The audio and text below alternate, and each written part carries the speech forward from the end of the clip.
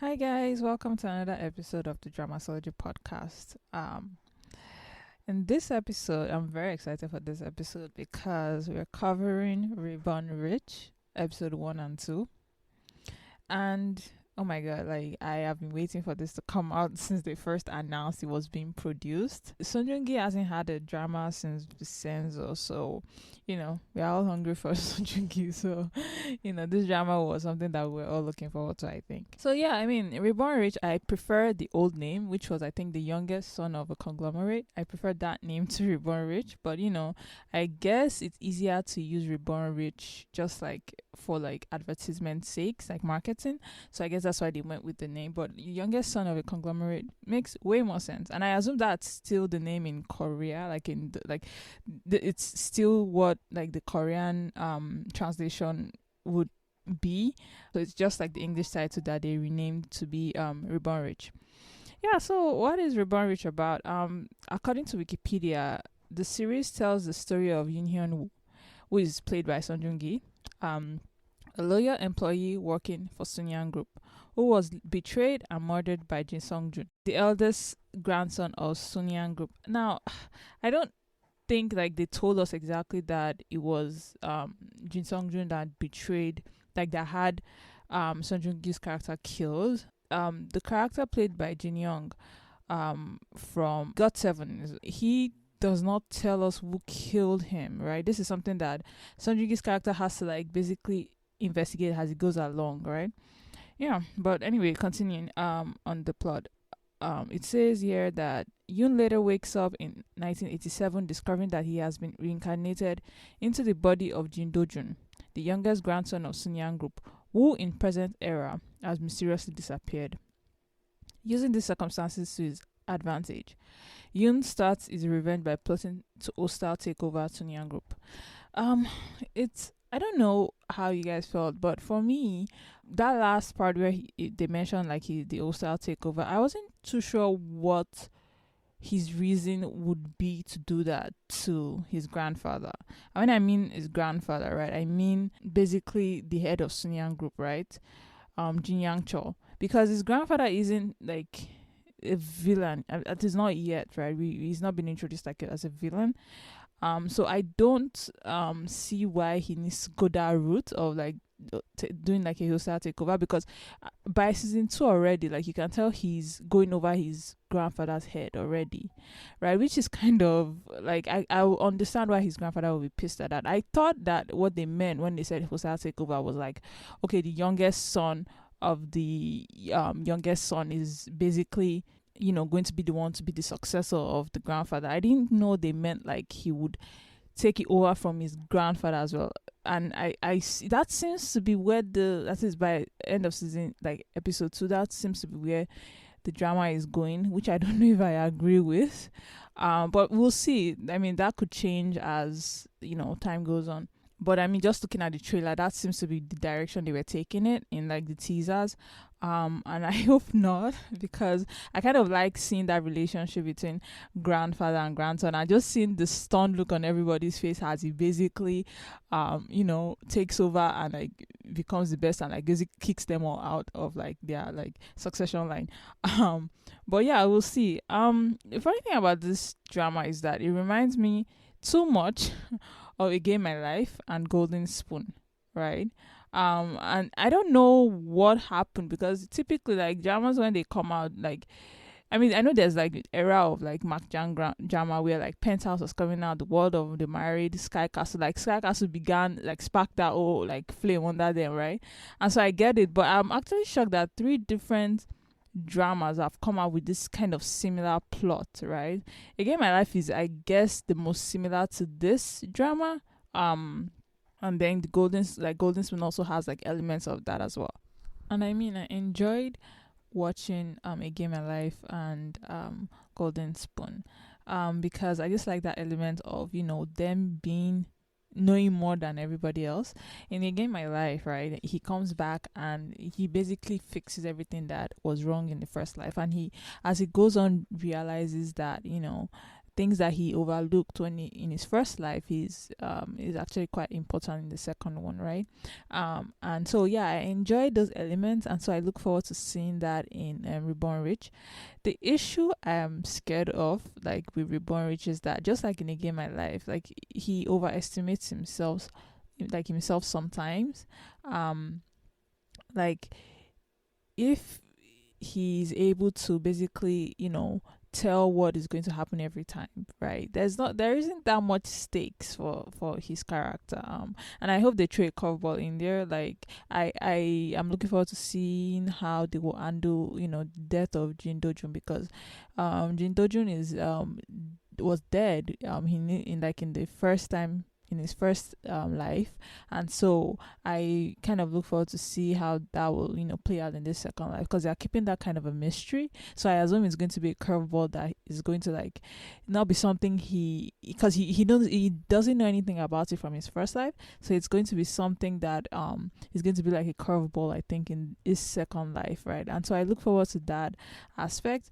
I love the fact that they've made this 3 episodes per week.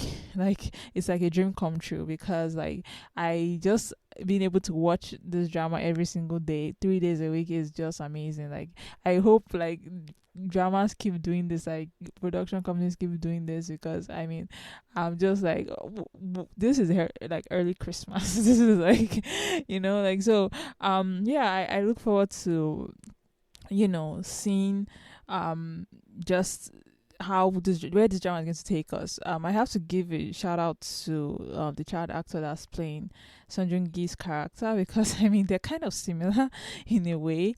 And so he plays the young Song Joong-ki very well, the young Jin Do-jun very well. He has this kind of, I mean, I could understand all the emotions he went through, like being reborn, and I could still see some mannerisms that would have been like, oh, okay, I could see Song Joong-ki's character, like Song Joong-ki doing something like that.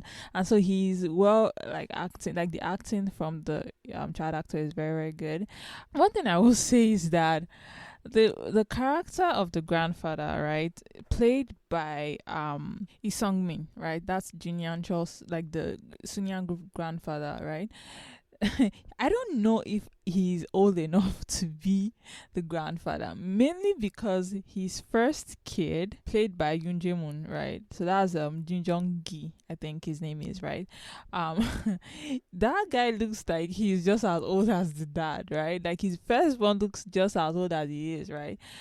So I'm like, I don't know if he's the right casting to play the grandfather. Somebody a little older, I feel like would have done. And if they were not going to if they like really wanted to cast Lee Sung-min as the grandfather, then I felt like they should have casted younger looking, like children and grandchildren, because it's hard to believe that he's a grandfather. I don't know why. Like he just doesn't seem old enough. Like his age seems kind of awkward, like I don't know. Yeah, so that was one thing I was like, well, I guess I'll just have to like suspend belief and just like believe that he had his kids at like age 20 or something, because I mean in those days, like people got married very, very early, right? So like the grandmother, I kind of, okay, yeah, it kind of makes sense. Like she carries herself kind of in a very traditional, like old way. So yeah, I don't have a problem with her character, but I don't know, I somehow just seeing the grandfather and then seeing the first one, I'm like, they are like, I think they are in a similar age group. I don't know if they are in real life, but I that's why it felt like to me. So my prediction of like who killed Song Joong-ki's character in the first life, I'm the kind of person that I'm like, okay, you know what, I do think that yes, the secret that Jin Sung-jun, right, at the beginning, the first episode, that he's basically pissed about, that he goes to his dad to talk about, right? I think that the secret is that he killed Jin Do-jun, right? I think that's what the secret is. And so that's the extent to which I think his character plays a role in like this whole thing. I do think it's somebody else that killed Yoon Hyun-woo, like Song Joong-ki's character in the first side. I think it's somebody else. I don't think it's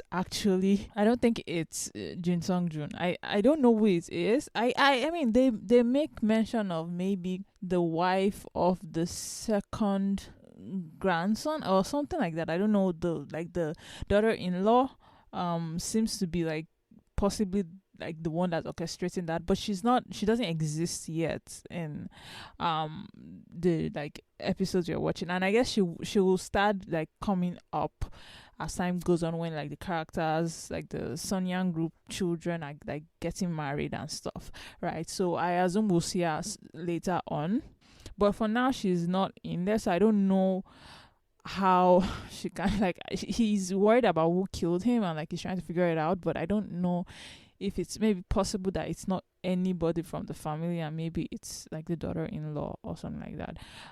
Yeah. So I mean, I'm looking forward to like the rest of the episodes, and I like this drama is I'm here for this. Oh yes, I do have to mention one other thing.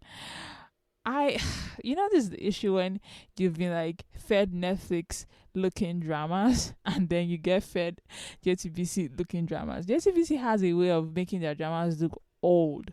So even though this is a drama that probably has a high budget, probably it stars Song Joong-ki. To get someone like that is not cheap, and stars this amazing like slew of like actors, right, and actresses, right. I did not feel like this drama looked good enough. The budget didn't seem high, even though I know it's high because I know it's a Song Joong-ki drama, right. I know it has to be high, right.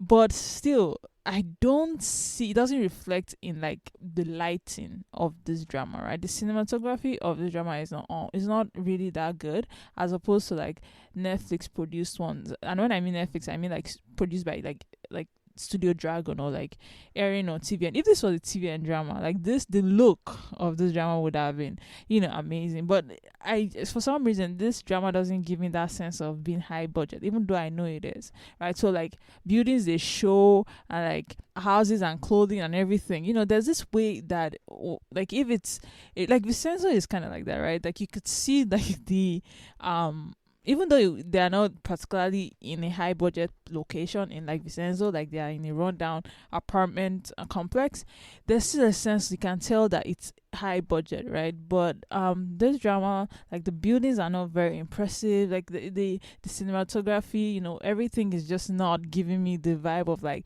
Sun Yang group is wealthy. And I know, okay, we're still in like the 80s and stuff, right? So maybe in the modern day or something. But anyway, that's like one thing I'll be like, I'm not very impressed by. And it's not so bad because I mean the plot and the story is captivates you, and so you're going to watch it that way because, and also Song Joong-ki is there, so you're gonna watch it either way. So yeah, that's one thing I was like, well, maybe I don't know what they were going for. I guess that's a JTBC thing, maybe. Like it's their trademark, like how OCN and TVN also have their trademark look. Maybe this is a JTBC thing, I don't know. So yeah, that was like the only issue I had with the drama so far. But other than that, I'm like looking forward to just sitting down and watching this drama as it comes out. So yeah, that's my review of episode 1 and 2 of Reborn Rich, starring Song Joong-ki and starring Sung-min Young. Oh no, not Sung-min Young. Sung-min Young is a character. Starring Shin Hyun-bin. She's pretty new ish. I mean, she's been in Hospital Playlist. But I guess she's new in like the landscape of like drama world. I have not seen her in a lot of things, but I'm excited for this. And so yeah, if you guys would like me to see a particular drama or talk about a particular drama, let me know at facebook.com/dramasology, and just leave a message, a post, and I'll see what I can do. So yeah, that's it for this episode. Thank you for listening. Bye.